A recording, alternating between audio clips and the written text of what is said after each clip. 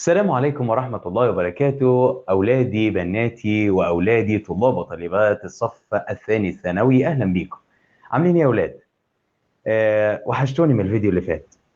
طيب، آخر حاجة وصلنا لها المرة اللي فاتت كانت ظهور الإسلام وبداية الهجرة للرسول صلى الله عليه وسلم. الدرس معانا النهارده هو دعائم بناء الدولة الإسلامية. يعني إزاي الرسول صلى الله عليه وسلم هيبني الدولة الإسلامية في المدينة المنورة. تعالوا نشوف مع بعض الأول تركيبة السكان في المدينة المنورة كانت مكونة من مين؟ مبدئيا أنا كان عندي 3 بيسكنوا المدينة المنورة. الأولانيين اسمهم اليهود، ودول أول ناس عايشين فيها. بعديهم جه 2 اسمهم الأوس والخزرج.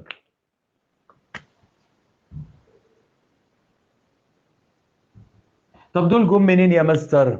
فاكر أول درس خالص لما شرحنا دول ما قبل الإسلام؟ أيوه، من اليمن. بعد انهيار سد مأرب هاجر الأوس والخزرج من الجنوب وبدأوا يسكنوا في يثرب عشان تكون مدينة ليهم.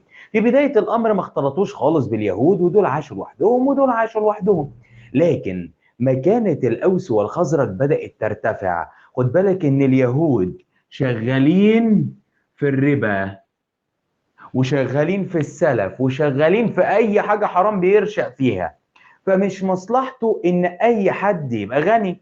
هنا بقى الاوس والخزرج هيمروا بمرحلتين. المرحله الاولى هي مرحله الوفاق، والمرحله الثانيه واللي هتكون كارثيه هي مرحله الاختلاف والمشاكل. تعال للمرحله الاولى. المرحلة الأولى قعد اليهود مع الأوس والخزرج واتفقوا على أن يعيشوا سويا. لكل واحد فيهم مهمة هيعملها في يثرب. طيب، إيه المشكلة؟ قال لك مفيش أي مشكلة، تعايش الجميع سويا. لكن الأوس والخزرج كانوا يعملوا بالزراعة،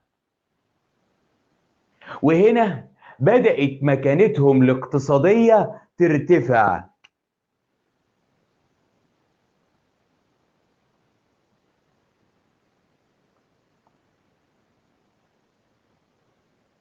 يعني هيبدأوا يبقوا أغنياء.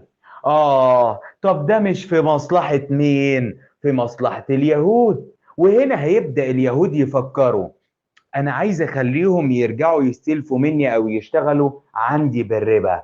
طب أعمل إيه؟ تعمل إيه يا واد يا كوهين؟ أنا لقيتها، هخليهم يتخانقوا مع بعض. يا راجل، طب ودي هتعملها إزاي؟ تعالى أيها الأوسي، هذا الخزرجي يستعر من أصولك. طب يا خزرجي، هذا الأوسي شتمك. وهنا يبدأ بقى تدخل اليهود عشان تبدأ مرحلة الفتن اللي هتؤدي إلى الاختلاف والمشاكل. وهنا بقى في مرحلة الاختلاف والمشاكل اليهود يعملوا حبايبك. فيجي اليهود اللي كانوا كام طائفة بقى لازم نبقى عارفينها. اليهود كانوا 3 طوائف. كانوا بنو قريظة، وبنو النضير، وبنو قينقاع. يجي اليهود يقول لك الناس دي بتضرب في بعض، لا احنا ما يرضيناش كده، تعالوا بس نتكلم مع بعض.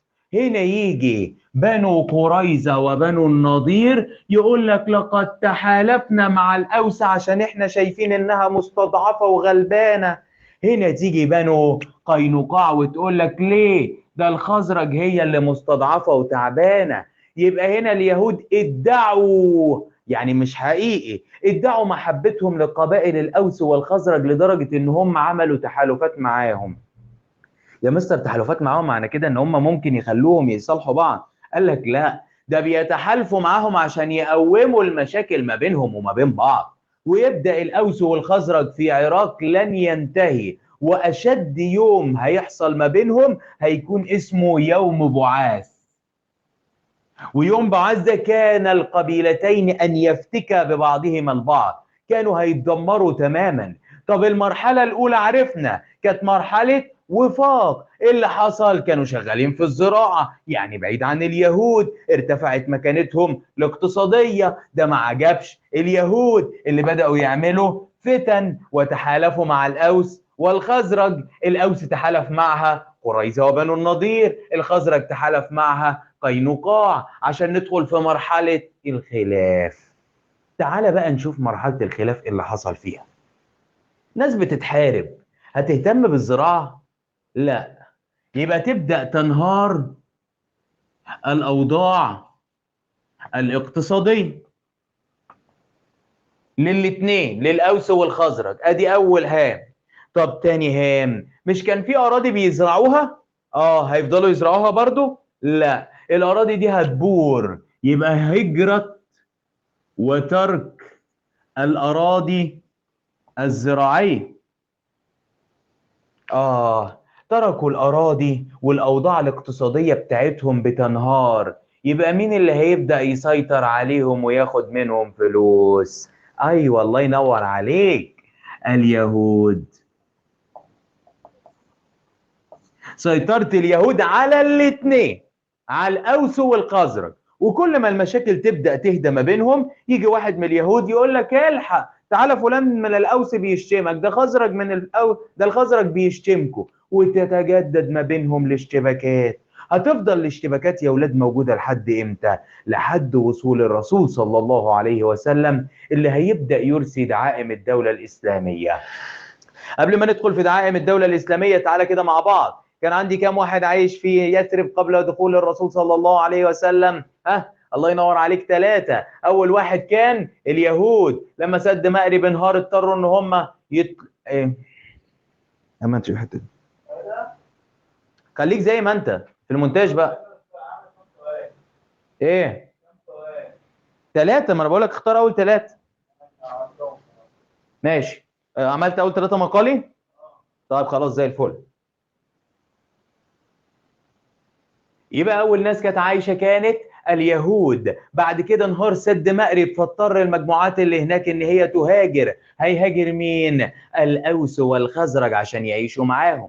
في بداية الأمر كانت المرحلة تسمى بمرحلة الوفاق. الأوس والخزرج شغالين في الزراعة، واليهود شغالين في الربا والتجارة وحاجات تانية كمان. طب إيه تاني؟ قال لك مكانة الأوس والخزرج بدأت ترتفع. ده ما عجبش اليهود، فقرروا يعملوا فتن. مش كده وبس، ده أنا عايز أنفخ في النار. هيتحالف بنو قريظة والنضير مع الأوس وبنو قينقاع مع الخزرج. أدخل في مرحلة الخلاف والاختلاف. المرحلة دي هتبقى كارثية عندي. ليه؟ هتنهار فيها الأوضاع الاقتصادية، وهيتركوا الأراضي الزراعية، وهيسيطر اليهود على كل شؤون يثرب لحد ما يجي الرسول صلى الله عليه وسلم. يبقى أنا عرفت كده الإطار الأول، وهو يثرب كيف كانت قبل وصول الرسول. تعال بقى، أول ما وصل الرسول صلوات ربي وسلامه عليه وبناء المسجد، أول دعيمة من دعائم بناء الدولة الإسلامية. يبقى بداية الدعائم اللي هيرسلها الرسول صلى الله عليه وسلم هتكون بناء المسجد. طب تعالى بقى كده نبص مع بعض على وظائف المسجد. الرسول صلى الله عليه وسلم لما هيبني أول مسجد ليه؟ فاكرين أول مدرسة في الإسلام كانت إيه؟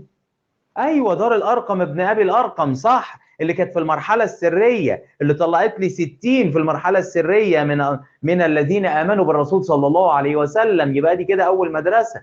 تاني مدرسة تبقى فين بقى؟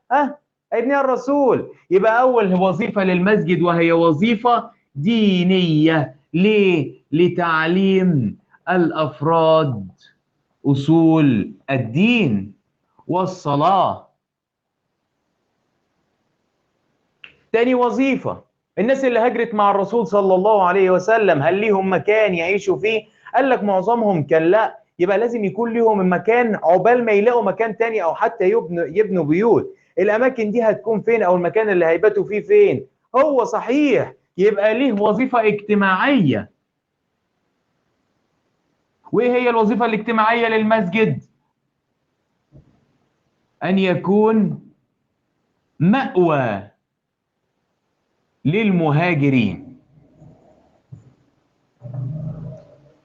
يبقى دلوقتي أول وظيفتين إيه هما؟ وظيفة دينية ووظيفة اجتماعية. طب الرسول صلى الله عليه وسلم هيدير الدولة منين؟ يعني لما يحب يجتمع بالناس هيجتمع فين؟ هيجتمع في المسجد، الله ينور عليك. يبقى هيكون له وظيفة سياسية. إيه الوظيفة السياسية؟ إدارة شؤون الدولة الإسلامية.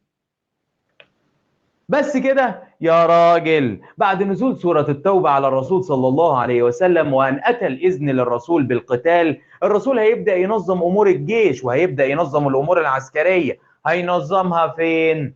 هو صحيح المسجد، يبقى دي كمان وظيفة عسكرية. إيه الوظيفة العسكرية؟ قيادة الجيش وتنظيم أموره. يبقى أنا دلوقتي عندي للمسجد 4 أهميات. إيه هما؟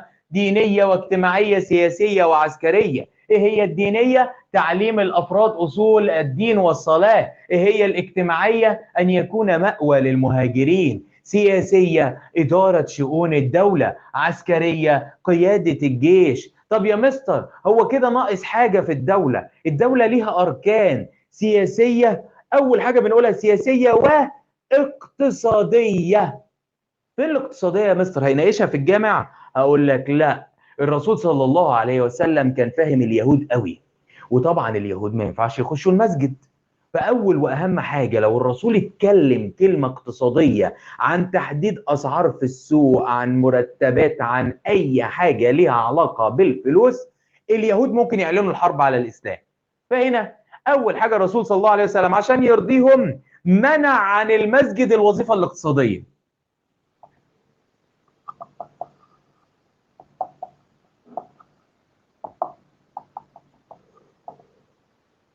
قال له امال هتبقى فين الوظيفة الاقتصادية يا مستر؟ هقول لك هتبقى في السوق بقى. الاقتصادية هتبقى في السوق. ليه؟ عشان يبقى قدام الناس كلها، يبقى اليهودي موجود والمسلم موجود والمهاجر موجود والأنصاري موجود وكل الناس موجودة. مفهومة النقطة دي؟ ليه بقى؟ عشان اليهود ما يعلنوش الحرب على الإسلام. عشان لو جه سؤال وقال لك امتاز المسجد بعديد من الوظائف يستثنى منها. يستثنى يعني ايه؟ يعني مش موجودة فيهم، هتختار وانت مغمض الوظيفة الاقتصادية. يبقى أنا دلوقتي عندي 4 وظائف دينية اجتماعية سياسية عسكرية للمسجد، ولكن ليس منها الاقتصادية. طب تعالى بقى نشوف الرسول صلى الله عليه وسلم هيعمل ايه مع المسلمين بعضهم وبعض عشان يهدي الأوضاع. تعالى نشوف. ويبدأ الرسول صلى الله عليه وسلم في توفيق الأوضاع ما بين المسلمين وما بعضهم وما بعض، عشان يبدأ فيما يسمى بسياسة المؤاخاة. يعني إيه سياسة المؤاخاة؟ أن يكون المهاجر أخو الأنصاري والعكس.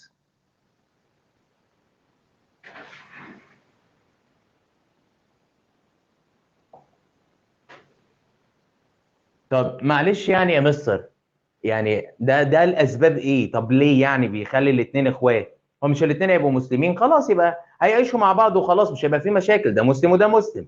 أقول لك بقى بص يا حبيبي، أنا عندي 3 أسباب. أسباب وجدانية، أسباب اجتماعية، وأسباب اقتصادية. تعال نعدهم مع بعض.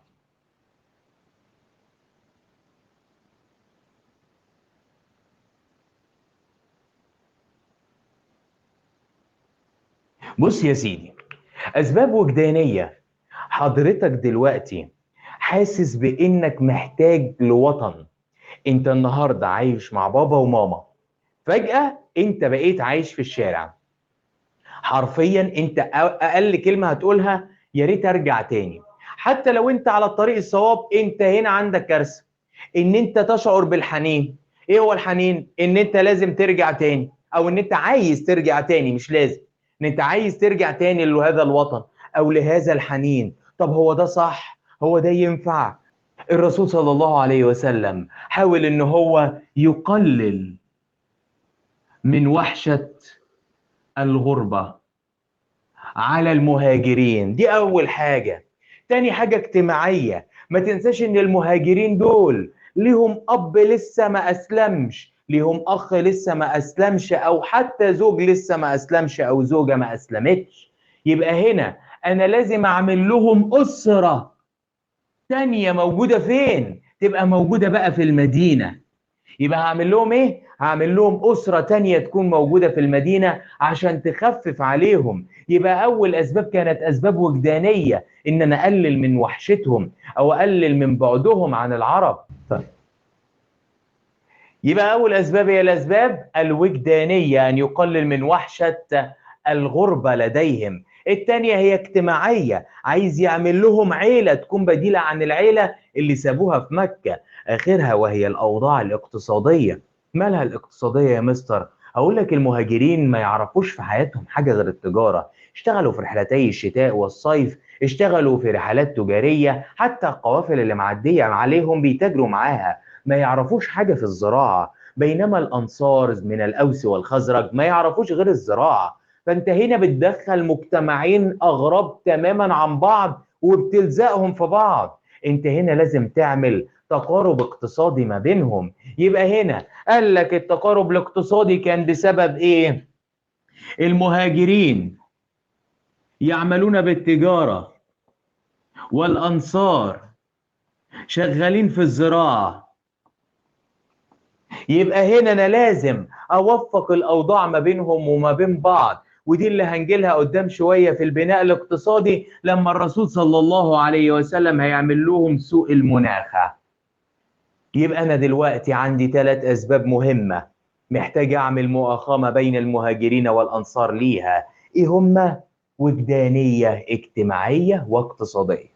طب يا مستر معلش، يعني دلوقتي الراجل الأنصاري ده لا واحد مهاجر جاي عليه، هيفتح له بيته؟ أقول لك هيفتح له بيته وهيضيفه وهيحسن استضافته، ولو بيته كبير بيديله دور كامل، ولو بيته صغير بيديله نص البيت أو أوضة من الأوضتين اللي عنده. كل ده أدى إلى مؤاخاة حقيقية أصبحت أقوى من أخوة الدم ما بين المهاجرين وما بين الأنصار. فيجي يقول لك موقف الأنصار من المهاجرين، هقول له كان الأنصار عند الظن بهم بل وأكثر. يعني الناس دي ما منعوش، ما رفضوش إن المهاجرين يكونوا موجودين معاهم، بل إنهم حبوهم وضربوا مثال للشرف والأخلاق والكرم مع المهاجرين إخوانهم اللي وصلوهم مع الرسول صلى الله عليه وسلم. ننتقل إلى المرحلة الأخرى في البناء، ألا وهي الصحيفة. يبقى أنا كده عرفت كل حاجة لها علاقة بالمؤاخاة. إيه اللي هيترتب عليها يا ابني؟ يعني إيه اللي يحصل لما أعمل مؤاخاة؟ النتائج المترتبة عليها. النتائج بقى تبقى إيه؟ 1. تقوية الجبهة الإسلامية.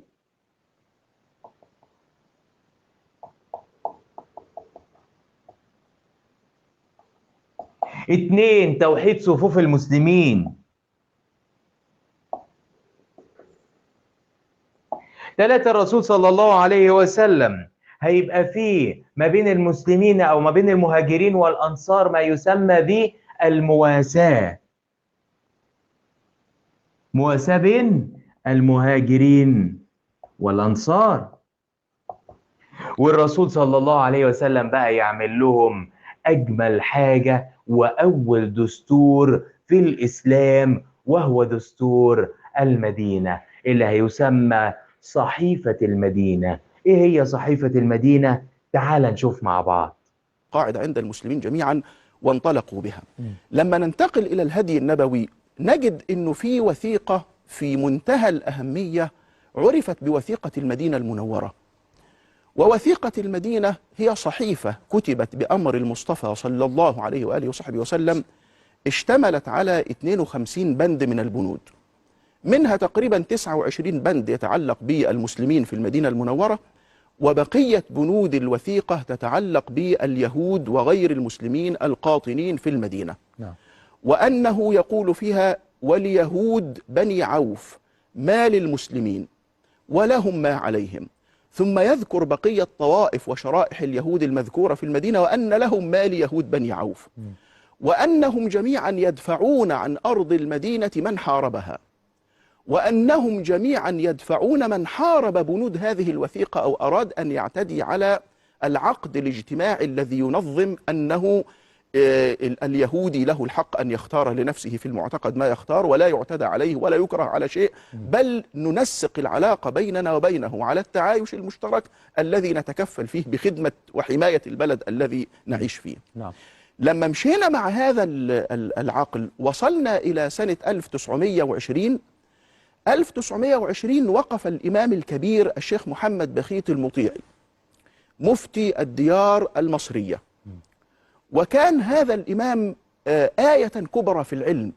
يعني حتى جيل علماء الأزهر يقولوا إيه؟ يقول كأن الإمام الكبير الشيخ محمد بخيت المطيعي كأنه من علماء القرن الرابع أو الخامس الهجري، لكن تأخر به الزمن إلى القرن الأخير. كان متمكنا في الفقه وفي الأصول وفي علوم مختلفة، وكان آية كبرى من العلوم. الشيخ محمد بخيت المطيعي مفتي الديار المصرية. وبعد ما شفنا صحيفة المدينة، تعال بقى نشوف البناء الاقتصادي. الرسول صلى الله عليه وسلم هيعمل ايه ما بين المهاجرين وما بين الأنصار؟ هيعمل ايه في الزراعة، في الصناعة، في التجارة؟ هينظم أمور المدينة ازاي؟ هقول لك بسم الله الرحمن الرحيم. أول حاجة هيعملها عشان الناس دي تاكل، هيقول لك إحياء الأراضي.